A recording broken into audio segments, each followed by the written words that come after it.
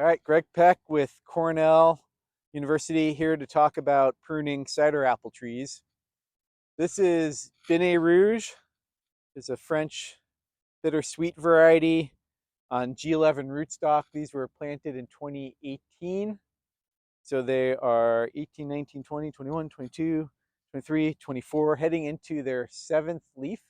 So these should be at maturity. So one thing we'll notice right off the bat is even though these trees should be at maturity, they're quite small.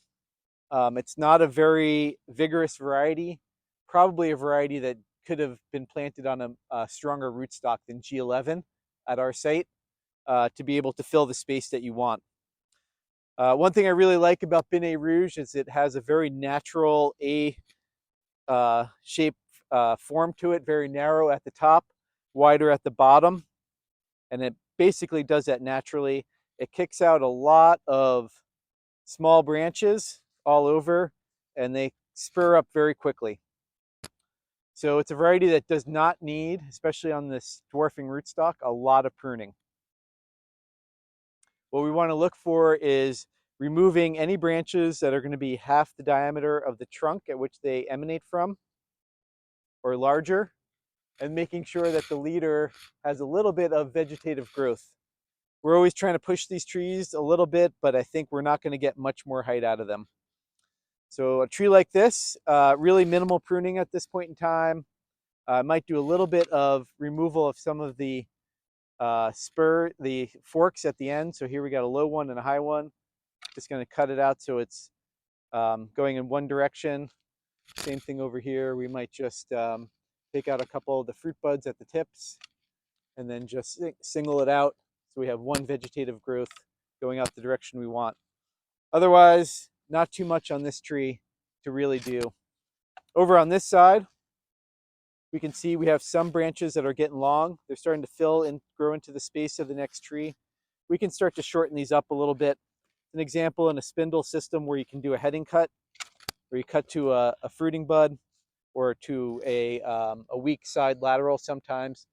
The branch is great. It's a nice short branch, but it just needs to end here so it's not going to be starting to shade into the next tree.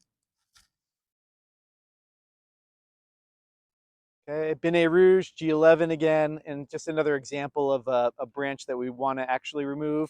So this one right here, getting to be half the diameter of the trunk, competitive with several others. So we're just going to do another bevel cut in here and remove that. So it's not a bad branch, but because of the system, we're always thinking about renewing. We're always thinking about not just the fruiting for this year, but making sure that we're encouraging new vegetative growth, which will turn into fruiting wood for down the road.